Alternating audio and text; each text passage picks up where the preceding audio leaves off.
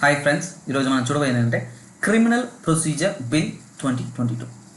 ఇది UPSC group 1 level prepare అయ్యే ప్రతి ఒక్కరికి హెల్ప్ అవుతుంది. అలాగే మీరు కామన్ మ్యాన్ అయినా సరే ఈ క్రిమినల్ ప్రొసీజర్స్ బిల్ అంటే ఏంటి, అంటే ఇంతకుముందు ఏముంది అనేవన్నీ కూడా ఈ వీడియో మీరు పూర్తిగా చూసారంటే ప్రతి ఒక్కటి క్లియర్ కట్గా అర్థమవుతుంది.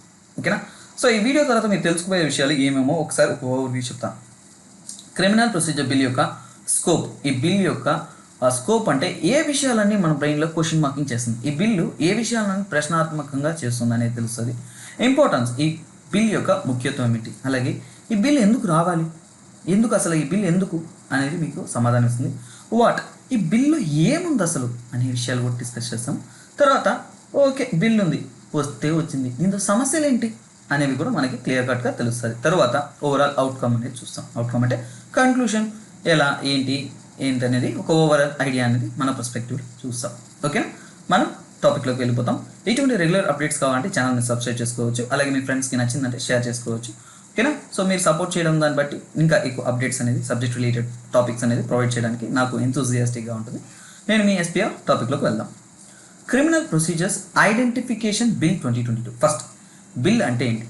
ఎప్పుడైనా ఒక క్రైమ్ జరిగిందంటే మనము సినిమా హీరోస్ కానీ ఎక్కడన్నా చూసామంటే ఏంటి, వెంటనే ఒక బ్లాక్ బోర్డ్ పెడతారు, వాళ్ళ పేరు, హైటు అవన్నీ రాస్తారు, క్రైమ్ నెంబర్ రాస్తారు, తర్వాత ఫింగర్ ప్రింట్ తీసుకుంటారు, అలాగే ఇంకా ఫొటోస్ తీసుకుంటారు. ఇవన్నీ ఏంటంటే అలాగే ఫోటోని తీసుకొచ్చి ఒక బోర్డు మీద అతికిస్తారు. సో ఇవన్నీ మనకు సినిమాల్లో చూసాం, ఎక్కడన్నా చూసాం, నార్మల్గా చూస్తున్నాం.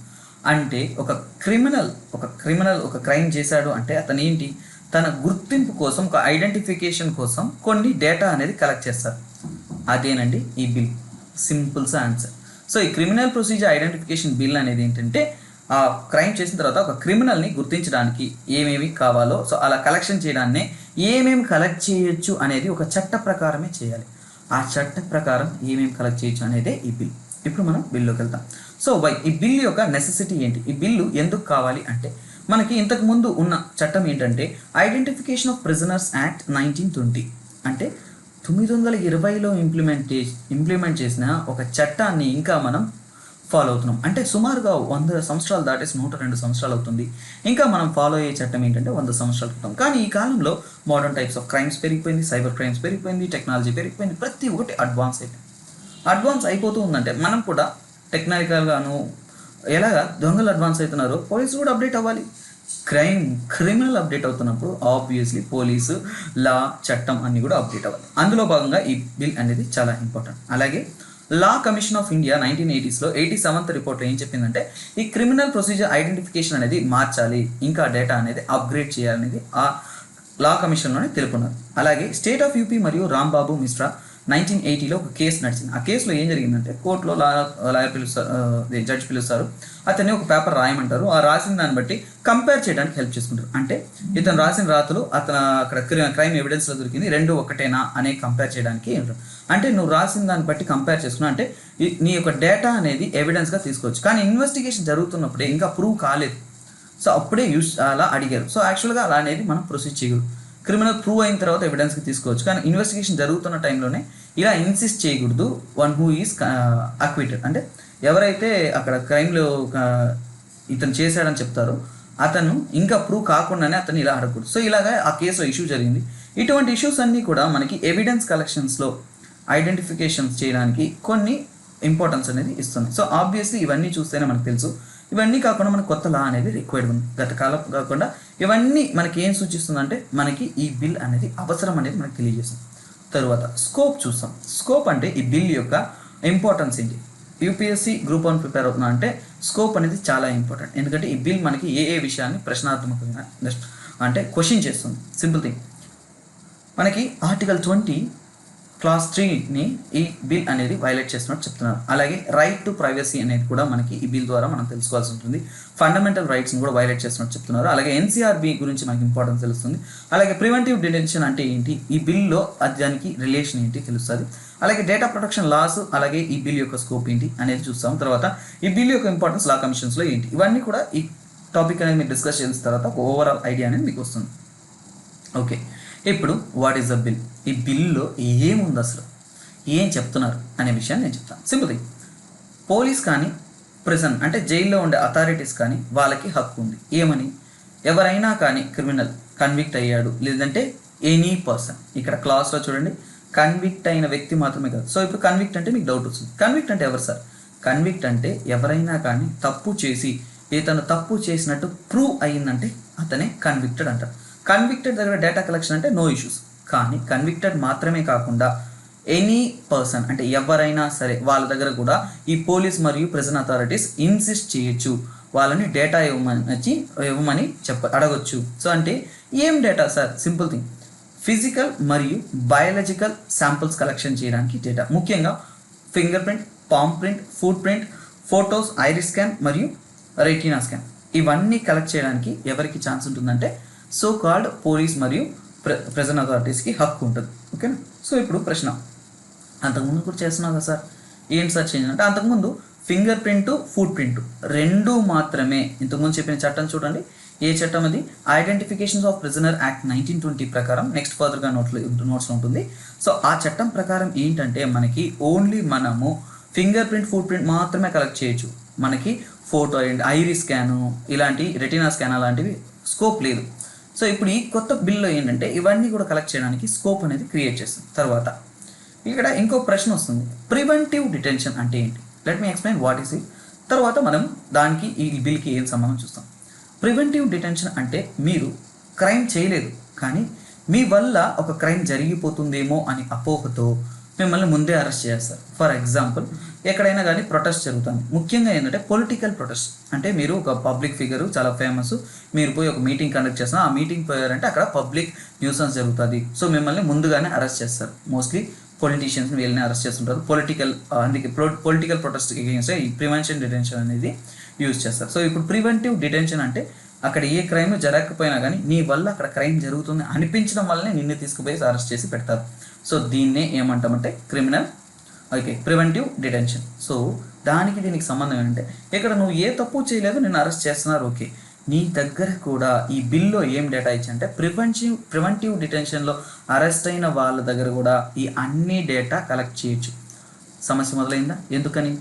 నిన్ను క్రైమ్ చేయకుండా జస్ట్ నిన్ను ప్రివెంటివ్ డిటెన్షన్లో ఉంచారు, కానీ నీ దగ్గర అన్ని డేటా నిన్ను ఒక దొంగలాగా ట్రీట్ చేసి iris scan, I scan, retina scan, finger print అన్నీ తీసుకున్నారంటే నీ యొక్క ఫ్రీడమ్ అనేది కట్టలేదు. సో ఎవరో ఒకరు ఊరికే కూడా ప్రివెంటివ్ డిటెన్షన్ అరెస్ట్ చేసి ముఖ్యంగా పొలిటికల్ అజెండాతో పొలిటికల్గా ఇది సమస్యగా మారచ్చు అనేది అంచనా.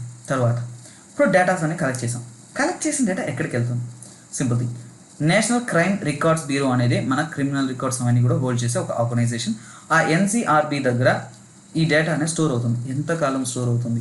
75 years అనేది ఈ డేటా స్టోర్ అవుతుందంట. ఆబ్వియస్లీ ఇది మనకి సమస్య. 75 సంవత్సరాలు నా పర్సనల్ డేటా, ఒక ఇన్ఫర్మేషన్ ఎందుకు అన్ని కాలం స్టోర్ అవ్వాలి? అలాగే ఇంకొకటి, స్టోర్ అయిన డేటా అనేది ఎన్సీఆర్బీ షేర్ చేయొచ్చు. అఫీషియల్గా ఆథరైజ్ చేసిన ఏజెన్సీ దగ్గర, లా మూల్యంగా అంటే కోర్టు మూల్యంగా ఆథరైజ్ చేసిన ఏజెన్సీ దగ్గర ఈ ఇన్ఫర్మేషన్ అనేది షేర్ చేయొచ్చు అనేది ఈ బిల్లో ఒక ప్రొవిజన్. అంటే ఇక్కడ ఇంకో సమస్య వచ్చిందా? ఎలా ఒక డేటాని ఇంకొక దగ్గర షేర్ చేయొచ్చు, ఓకేనా? ఇది ఒక సమస్య. ఓన్లీ అప్రూవ్డ్ ఏజెన్సీ దగ్గర షేర్ చేస్తారు, అది పర్లేదు. కానీ ఎలాగైనా సరే ఇక్కడ స్టోరేజ్ వేరు మరి షేరింగ్ వేరు కదా. సో ఆబ్వియస్లీ ఇది ఒక సమస్యను క్రియేట్. ఇవి బిల్లో ఉండే ప్రొవిజన్స్ ఏవన్నీ క్వశ్చన్ మార్క్ అయిందో మనకి అర్థమవుతుంది. సో ఇప్పుడు ఈ బిల్ యొక్క ఇంపార్టెన్స్ ఏంటో ఆల్రెడీ చెప్పాను. సో అదే ఇప్పుడు వై అనేది చూసాం. బిల్ ఎందుకు రావాలి? ఆల్రెడీ మనకి ఎగ్జిస్టింగ్ లా ఉండే లాస్ ఏంటి? 1920s లాస్, అంటే చాలా 100 సంవత్సరాల క్రితం ఉన్న లా. ఇప్పుడు మోడర్న్ లాస్ కావాలి. ఆ కాలంలో ఏంటి? ఫింగర్ ప్రింట్, ఫుట్ ప్రింట్ మాత్రం తీసుకున్నారు. ఇప్పుడు ఏంటి? మనకి మోడర్నైజ్గా ఇంకా డేటా అనేది కావాలా? ఫర్ ఎగ్జాంపుల్ మీకు ఐరిస్ చూడొచ్చు, ఐరిస్ స్కాన్ అనేది కూడా కావాలా? మోడర్న్ క్రైమ్ అనేది మోడర్న్ అయిపోయింది. సో మన టెక్నిక్ యూస్ అంటే చట్టం కూడా మోడర్న్గానే ఉండాలి, వాటిని మనము కంట్రోల్ చేసేలా ఉండాలి, ఓకేనా? సో అలాగే మనం మోడర్న్ డేటా అనేది కూడా క్యాప్చర్ చేసి రికార్డ్ చేసేలాగా మనకి సేఫ్టీ ప్రొవైడ్ చేసేలాగా డేటా. అలాగే క్రిమినల్ ఇన్వెస్టిగేషన్స్లో ఈ లా అనేది ఎలా హెల్ప్ అవుతుంది? ఫర్ ఎగ్జాంపుల్ ఒక క్రైమ్ జరిగింది, ఒక ఏదైనా జరిగిందంటే మనం ఇన్వెస్టిగేట్ చేసినప్పుడు ఒక మినిమం డేటా పెట్టుకొని మనము అందరినీ కూడా మనము ప్రాపర్గా ఇన్వెస్టిగేట్ చేయలేం. సో క్రిమినల్ ఇన్వెస్టిగేషన్స్లో ఇది ఏంటంటే ఎక్కువగా ఎఫిషియెంట్ క్రిమినల్ ఇన్వెస్టిగేషన్ చేయడానికి హెల్ప్ అవుతుంది. అలాగే కొద్దిగా సఫిషియంట్ డేటా, అంటే మనం ఒక ప్రూవ్ చేయాలంటే జస్ట్ ఒక ఫింగర్ ప్రింట్ ఉంటే సరిపోదు అనేది కాదు, ఇంకా చాలా ఇన్ఫర్మేషన్స్ వ్యాలిడ్గా ఉందంటే మనం ఈజీగా క్రైమ్ని ప్రూవ్ చేయొచ్చు. ఇది ఒక సెక్టర్. నెక్స్ట్ ఏంటంటే కన్విక్షన్ రేట్ని పెంచవచ్చు. చాలామంది క్రైమ్లో ఇన్వాల్వ్ అయి ఉంటారు, కానీ మనం వారిని ప్రూవ్ చేయలేకపోవడం వల్లనే మన కోర్టు ద్వారా ఏంటంటే ఎక్కువ మంది రిలీజ్ అయ్యి వెళ్ళిపోతున్నారు. సో ఇటువంటి సమస్య లేకుండా మనము కన్విక్షన్ రేట్ పెంచామంటే మంచిదే కదా, ఎందుకంటే కరెక్ట్ అయిన దొంగ ఎవరో పట్టుకొని వాళ్ళ మీద శిక్ష అనేది ఇప్పించవచ్చు. నెక్స్ట్ థింగ్, థ్రెట్స్ అంటే మనకి సైబర్ క్రైమ్స్ ఎక్కువ అవుతున్నాయి, వాళ్ళని కూడా మనం ఇన్వెస్టిగేట్ చేయడానికి కూడా మోడర్న్ టెక్నాలజీ కావాలి. సో మోడర్న్ ప్రొసీజర్ బిల్స్ కావాలి. అలాగే ఆర్గనైజ్డ్ క్రైమ్స్ అనేవి కూడా పెరుగుతున్నాయి. ఆర్గనైజ్డ్ క్రైమ్స్ని కూడా మనము ఇన్వెస్టిగేట్ చేయడానికి, ఆర్గనైజ్డ్ క్రైమ్స్ అంటే ఏంటి, ప్లాన్ వేసుకుని ఒక టీం అయ్యి దొంగతనం ఏదో ఒక థ్రెట్ అనేది ఒక క్రైమ్ అనేది చేస్తున్నాం. సో వాళ్ళని పట్టుకోవాలంటే మనకి మినిమం డేటా ఉంటే తప్ప పట్టుకోలేము. అది కూడా మోడర్నైజ్డ్ డేటా కావాలి, ఎందుకంటే వాడు మోడర్న్ వెపన్స్ మోడర్న్ ఐడియాలజీతో అతను రన్ చేస్తున్నాడు కాబట్టి. అలాగే టెర్రరిస్ట్ థ్రెట్, అలాగే ఫ్రాడ్స్, ఇంకా థెఫ్ట్స్, దొంగతనాలు, ఇవన్నీ కూడా ఐడెంటిఫై చేయడానికి కావాలా. అలాగే ప్రపంచవ్యాప్తంగా నేషనల్ గాను గ్లోబల్ గాను చాలా థ్రెట్స్ ఉన్నాయి, చాలా డేంజరస్ పీపుల్ వాళ్ళందరినీ కూడా ఇన్వెస్టిగేట్ చేయాలంటే మన దగ్గర ఖచ్చితంగా మోడర్నైజ్డ్ మెథడ్సే ఉండాలి. ఓకే, ఇప్పుడు ఈ బిల్తో ఉండే సమస్యలు ఏంటో చూస్తాం. బిల్ ఇంట్రొడ్యూస్ చేశారు. ఓకే, బిల్తో అసలైన సమస్య ఏంటి? బిల్లో బయాలజికల్ శాంపుల్స్ యూజ్ ఉన్నాయి. ఫిజికల్ శాంపుల్స్ అంటే చెప్పాను, ఐరిస్ స్కాన్, ఫోటో, ఇవన్నీ చెప్పాను. బయాలజికల్ శాంపుల్స్ అని దాంట్లో బిల్లో ఇచ్చినారు. సార్ ఇప్పుడు బయాలజికల్ శాంపుల్స్ అంటే వాళ్ళు డిఫైన్ చేయలేదు. అంటే బయాలజికల్ శాంపుల్స్ అంటే సో అండ్ సో అని చెప్పలేదు. ఎప్పుడైనా ఒక విషయాన్ని డిఫైన్ చేయకపోతే దానికి ఇన్ఫినిటీ స్కోప్ ఉంటుంది. ఏమైనా ఉండొచ్చు, ఎలాగైనా ఉండొచ్చు. సో ఆబ్వియస్లీ అది మనకి సమస్యని తెచ్చిస్తుంది. సో ఎలాగా, ఫర్ ఎగ్జాంపుల్ బయాలజికల్ శాంపుల్స్ అంటే ఏంటి, బ్లడ్ ఉండొచ్చు, హెయిర్ ఉండొచ్చు, డిఎన్ఏ శాంపుల్ ఉండొచ్చు. ఇవన్నీ కూడా సెన్సిటివ్ డేటా. ఇవన్నీ ఏంటి, నీ ప్రైవసీకి అతిపెద్ద థ్రెట్ అవుతుంది. అదే కాకుండా వీటిని మిస్యూజ్ చేసే ఛాన్సెస్ కూడా.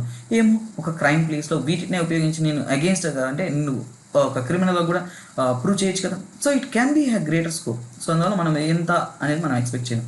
అలాగే violation of the article 20 Clause 3. Article 20 Clause 3లో ఏం చెప్తుందంటే, నేను ఒక క్రైమ్ చేస్తే నాకు నేనే విట్నెస్గా ఉండకూడదు.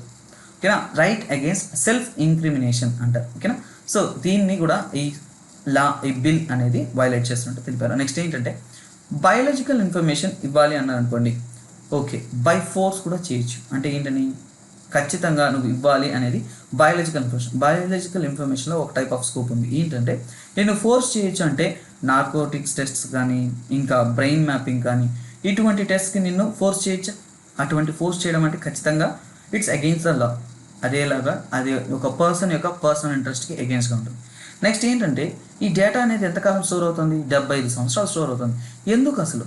ఓకేనా, నా పర్సనల్ డేటా ఒక పర్సన్, ఎనీ పర్సన్, ఇంకోటి ఇందులో ఎనీ పర్సన్ క్లాస్ ఇచ్చారు. అంటే కన్విక్ట్స్కి యొక్క డేటా కలెక్ట్ చేస్తే పర్లా, ఎనీ పర్సన్ యొక్క డేటా కలెక్ట్ చేస్తున్నా అంటే ఆబ్వియస్లీ ఇక్కడ సమస్య మొదలైంది.